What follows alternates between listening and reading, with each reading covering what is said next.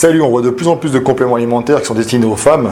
Et récemment, avec l'ami Joko, qui m'a marqué sur Facebook par rapport à ça, à savoir qu'ils ont constaté eux aussi qu'il y avait une grosse différence de prix entre les compléments pour femmes et les compléments pour hommes. Alors, les femmes sont de plus en plus actives et nombreuses, on les voit à travers les réseaux sociaux. Hein, et il n'est pas rare de voir des comptes de femmes fitness, fit girl, etc.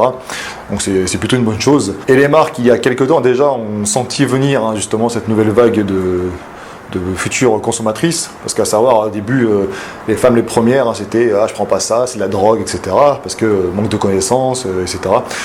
Et au fur et à mesure que des fit girls de plus en plus connues avec des corps franchement top se montraient, ça a permis à des femmes de découvrir ce milieu du fitness et du coup elles ont adhéré, elles ont après ensuite découvert les compléments alimentaires et au fur et à mesure des connaissances, elles se sont rendues compte que c'était pas de la drogue mais c'était des compléments, ça faisait partie de l'alimentation mais en poudre, en gélule, enfin voilà. Alors faut pas m'en vouloir mesdames, hein, mais souvent on dit que les femmes elles achètent les produits parce que c'est joli avant que ce soit efficace. Une femme quand elle va au rayon bière, tu crois qu'elle te passerait un petit coup de fil pour avoir un petit conseil?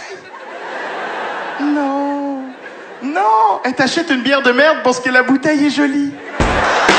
C'est vrai que quand on fait les courses, elles sont tout de suite attirées par le côté flashy. Alors nous les hommes, faut pas se moquer parce que nous aussi on est attirés par ça, mais c'est différent. Les codes ne sont pas les mêmes. Le marketing, ils savent tout ça. Nous on va mettre des hommes musclés, on va utiliser des mots forts qui font appel à la virilité, à la force, etc. Et tout de suite, même le nom du produit, on va être attiré par ça. C'est ce que nous dénonçons depuis longtemps d'ailleurs, les arguments commerciaux qui ne sont pas forcément vrais.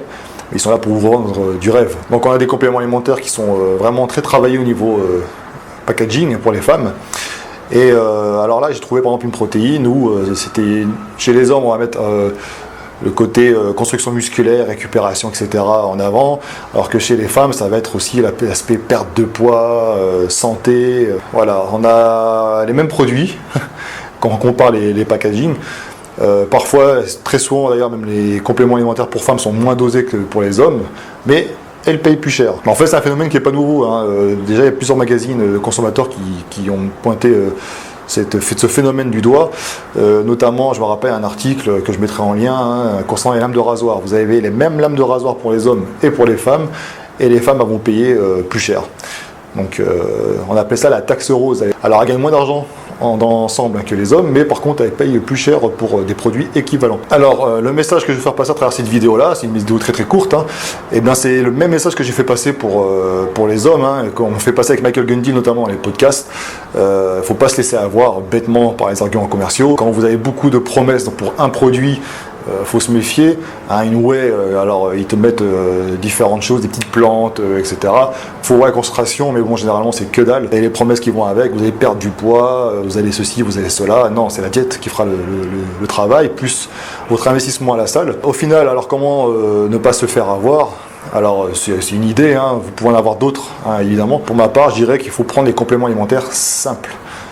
Personnellement, j'évite par exemple les tout en un, les produits qui vous promettent monts et merveilles. J'évite donc tout ce qui est mélangé avec la créatine, par exemple pour les hommes, avec beaucoup de créatine, des glucides, des machins. Non, si je veux de la créatine, je prends un sac de créatine. Si je veux de la protéine, je prends que de la protéine, et c'est toujours pareil. Et pour les femmes, je vous conseille de faire la même chose, de ne pas vous précipiter, je pense, sur les produits, les gammes destinées aux femmes en particulier. Ça dépend, attention, certaines marques peut-être qui font ça bien. En tout cas, celles que j'ai regardées là, ils se foutent vraiment de votre gueule. Vous pouvez prendre les compléments alimentaires que tout le monde achète, et ensuite c'est à vous de doser selon vos besoins. C'est comme pour les hommes, et après vous pouvez ajouter évidemment des petites choses, des petites vitamines, des machins, mais à part, et à mon avis vous ferez de sacrées économies. Donc les commerciaux, ils ont compris qu'il y avait une nouvelle vague de clients potentiels, et ils font tout évidemment pour se faire de l'argent. J'ai rien contre ça, mais après à vous aussi d'être curieux. Si c'est vous qui achetez bêtement à chaque fois, c'est votre faute aussi. Pourtant il y a beaucoup de sites qui sont là pour vous renseigner, il n'y a pas que le mien, et qui vous donnent des conseils utiles pour ne pas vous faire avoir. Donc toujours le même principe, soyez curieux et ne vous précipitez pas sur les promesses qu'on vous fait à chaque fois, ça sert à rien. Allez, salut!